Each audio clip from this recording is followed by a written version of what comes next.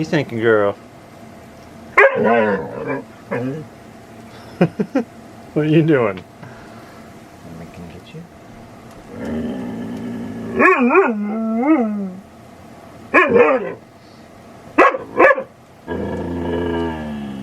What is it? Are you wanting something to eat?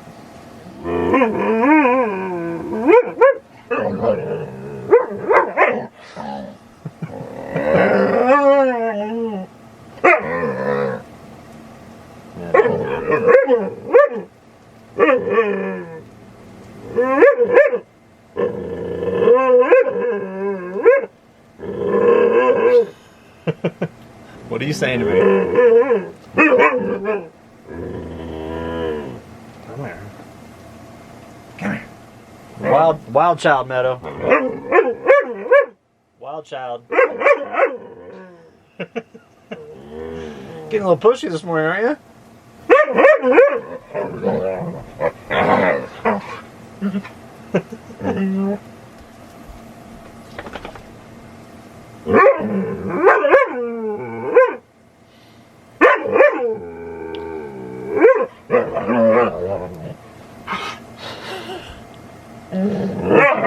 You're working up quite that appetite for breakfast, aren't you?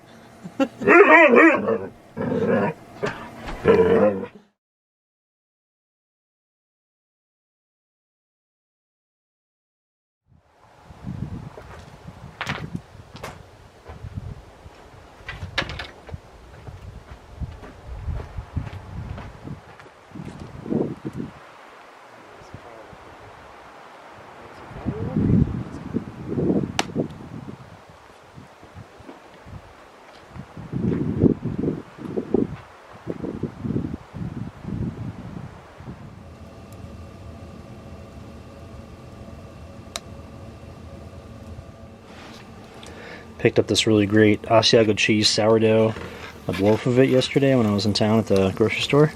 I'm toasting this stuff up. It is absolutely phenomenal. So we're doing a little midday snack with this, and little Meadow certainly loves it, don't you, girl? Little Meadow loves this stuff. She's sitting right here. Always front and center when I get the food going. That's alright though. She's a puppy.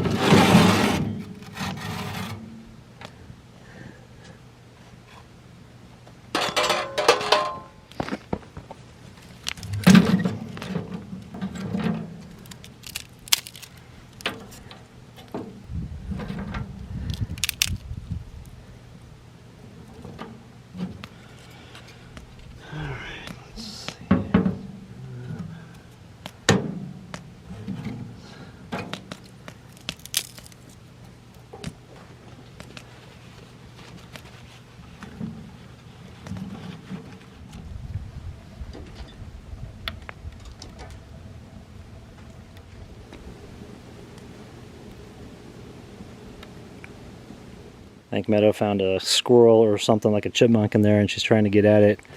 So what they do is they hide in these rock gabions and then make a little nest in there somewhere. And then Meadow's always trying to get to them. And she never is able to, obviously, because they're too far deep in the rock. But it's good game for her to play all day. It kind of keeps her busy. Get it, Meadow, get it! All right, I want to show you something real quick. When you're cleaning these stovepipes, if there's gunk on the outside of it, it's actually pretty simple to clean off once it gets hot and starts to get a little bit more viscosity to it. So what you can do is you can just take tinfoil and create a little ball like this and go over it. It'll knock it off. So that's what I do to clean it real fast. And that helps to make sure that any of this stuff, when it gets warm, it doesn't liquefy and drip down your stovepipe. So anyway, it's real simple, just tinfoil. Pretty much everybody's got that in their pantry, and you can use it to clean your stovepipe. So you can see there's a little bit of smoke coming out that underside. That means that creosote and soot remover is working. And what that does, it just basically takes that gummy material that gums up in the entire side of that, and then also on that elbow junction, turns it into like a paper-ish flaky material, and then it's really easy to knock off from the inside and clean out. All right, it's awesome. It's really working really well. It's getting a lot of the creosote and gunk on this off there, and I want to show you exactly what I mean by that. This whole piece of stovepipe here and this piece was coated on the sides with a bunch of creosote that gunks up, and then it just, you know, it can make your stove malfunction. It can also cause it to clog up, and then the material can run down the stovepipe if it's not put in properly. And so what it'll do is, when this creosote remover gets on here and the soot remover starts to activate, it'll have it to where all this stuff kind of melts down and then becomes like a paper mache kind of material. Now check this out. It all formed right there. So that's real easy to get off. See how easy that is, as opposed to the really gummy material. What I do is I take my machete and I'll go around the inside of this and then just easily get all this stuff off. So I'm going to do that in the fire pit. That way I don't track this inside my camper. But this is what you want out of this thing. It's going to really clean it out, make it to where there's none of this buildup, and then your stovepipe's clean, it burns effectively, and you don't have any smell. You see the privacy fence that we have here. It's about, let's say, 5.5 feet tall. So we're going to make this go all the way around. We're going to clear out those bushes today, get that going down that way and all the way around the backside, and then link it up with the fence that I've already built. It's basically juniper trees that I've downed on the far back side of the property, and then over here where I started opening up the pine trees, continue working on that area, and we should have it all done by tomorrow.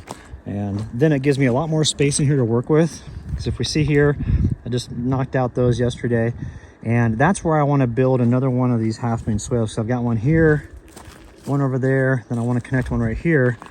I'll show you. I've already made a little bit of a side chute here. And if you see here with the channels that come down, this is what comes down from my washing machine. So it comes down through here, goes this way. And then if you look here, we've got a couple rocks that are right here in the channel, right where it splits. And got it blocked at the moment, but I can pull that up and get this out of here. These rocks actually make it to where this one right here and this one and then that diverts the water and naturally makes it go in two directions. So we're gonna put that at half moon swale here. And so that's why we want to get rid of these today. And then once we got those all kind of cleared out, then we can start digging that out. It doesn't take very long to dig those because they're not that big. Then we can line them with rocks. I'm getting plenty of rocks out of the ground right now with the different holes I'm digging, especially for the ones that are over in the garden area where I'm doing the Wallapini and you know, underground greenhouse. Getting a lot of rocks out of the ground there. So we'll bring those over, and then that can act as the backing on the half moon swale, and that way it doesn't wash out when the water hits it.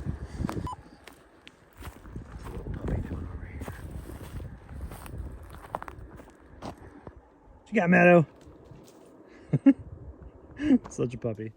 This is an aerial view of the area that I showed in the last video, where I've been working to clear the scrub oak, allowing these baby pine trees more water consumption and also sunlight so they can flourish. My goal is to turn this entire upper area into a pine tree forest. So my spring will be spent getting as much ground cover removed to expose the baby pine trees and giving them a better chance to succeed.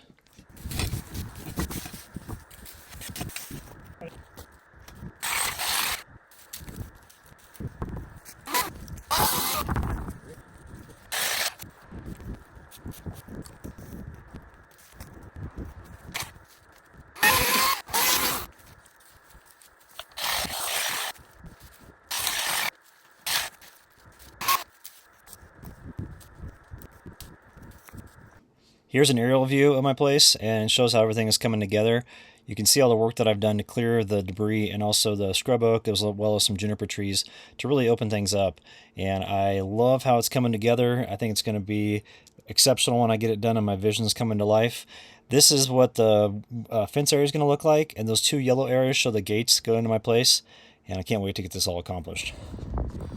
All right, so we found a little bit of a problem here, and I think I know why all my hoses are getting chewed through, and I'm having some issues with, seems like rats getting, or mice or rats or whatever, getting into my vehicles, and then also into the quad. Seems like there's one that was hanging out by the battery area. I noticed that on my air compressor in my truck, the wires were chewed through the other day, so I had to rewire it. And here is the reason why. Look at this massive pack rat nest right in here. This whole thing is a big old nest. Looks like they go in right there, and girl, stay back, no. And it's this entire area right through here. Let me back it up a little bit. This entire area, you can see how big the nest is in here, and so that's a big problem, and explains why I'm having the issues that I'm having out here. I was wondering if they were just kind of hanging out underneath the hot tub, but that's not the case. So what I'm going to do actually is I'm going to put a game camera out here, and I'm going to try to see how many there are that are living in that area, because it's a really big nest. And then I can formulate a game plan, because if I go through right now and clear that out, number one, it's windy, so I don't have the fire going because of the wind. So I wouldn't be able to burn the material. Number two, they'll just move somewhere else, and the area where they'll probably move into is our vehicles. So I got Larry here camping. Certainly don't want to have a pack rat go into his vehicle and start messing things up, either his camper or his truck. I don't want it to go back in my truck and cause more damage to the wires. And so we're going to leave this for a couple days, see what we can get on the game camera. I'll share the footage with y'all, formulate a game plan, and then we'll get this out of here. Because I would like to eliminate this. It'd be nice to get all this out of here, and then I can continue with the debris fence around here for security, for privacy and security, and also for Meadow, so that she can have area to run around, and she can't really get to that fence. But we're gonna pause right now, and plus too, with the wind like this, we're just gonna go back inside and work on some stuff on the interior camper. But I am gonna get my game cameras ready. I'm gonna charge them all up, and then put them out here and see what we can get.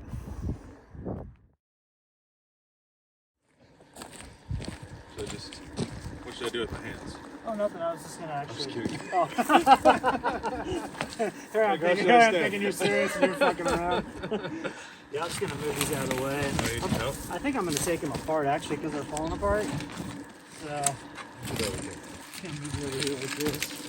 I'm in the way. I'm just gonna move. I'm gonna move over here. Yeah, it's all good. I think I'm gonna take them apart in the greenhouse. So I'll take them apart and recycle that metal, because this particle board's falling apart.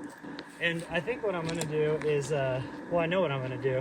I'm going to dig it down 6 feet and then angle it this way, because this is the south facing, so in the wintertime I can still get the sun coming in here. And then I'm going to line the entire back of it with that dark rock that I have down in the lower rock area, because it'll absorb the most sun and heat, and then have that go in the wintertime and keep it warm.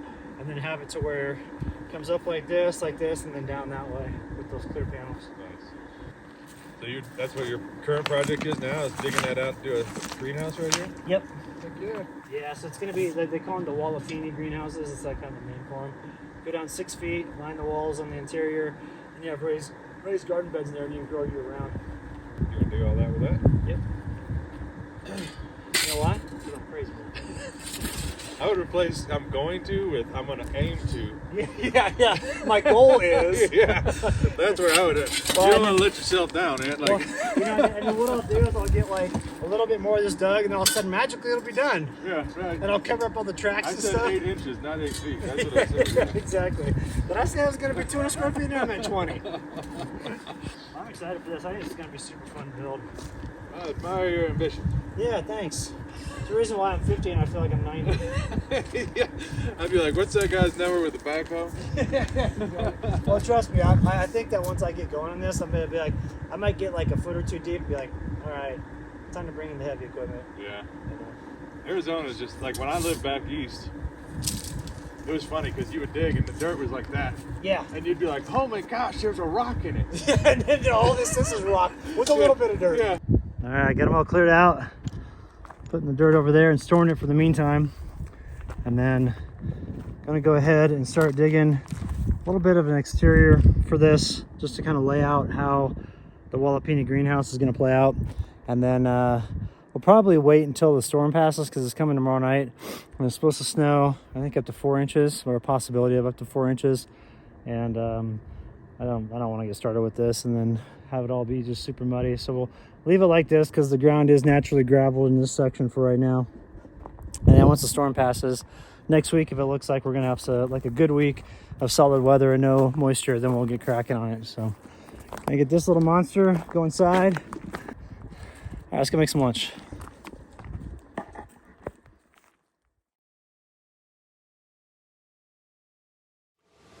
Hey, what's up everyone? The creator community and YouTube and the world as a whole lost an excellent individual on March 4th. Andrew from Desert Drifter, one of my favorite channels on YouTube. Unfortunately, he was involved in a car wreck on January 31st. A van traveling at a high rate of speed slammed into the back of him when he was stopped at a stoplight in Grand Junction. And the van hit him so hard that the vehicle flipped across the intersection and then laid to rest up against the building across the street. And Andrew sustained really bad injuries. His brain was severely damaged and was in the ICU for a better part of, let's see, gosh, like 5 weeks, 6 weeks. So it was in there for quite some time. Was starting to show a little bit of improvement from the updates that I was reading on Carrying Bridge, but unfortunately things took a turn for the worse and his brain activity went to zero. And so from what I have read and what I've seen online, they put Andrew on a mobile life support system so that he could go around, like they pushed him around the ICU, and all the staff paid their respects to him. And then they took him off life support, and he was surrounded by family and friends who were singing songs and praying. They were strong Christians. His wife Evelyn, they were all there, and unfortunately Andrew passed away. So just wanted to provide an update with that. That really sucks, because his videos were incredible. You could tell he really loved doing this. I think he was a rising star. I mean, obviously if you check out his channel, I'll put the link in the video description below, you can see how awesome his videos were. And I know that Evelyn has just got to be going through a really tough time right now. So, prayers for them. If you're a praying individual, definitely be thinking about Andrew's family during this time. And I just wanted to give you all an update on that. That was one of my favorite channels. I loved watching Andrew. And he and I, we exchanged comments back and forth every once in a while, and he's always just a really nice guy. And the world lost a good one on that. So, all right, we'll see you in the next video.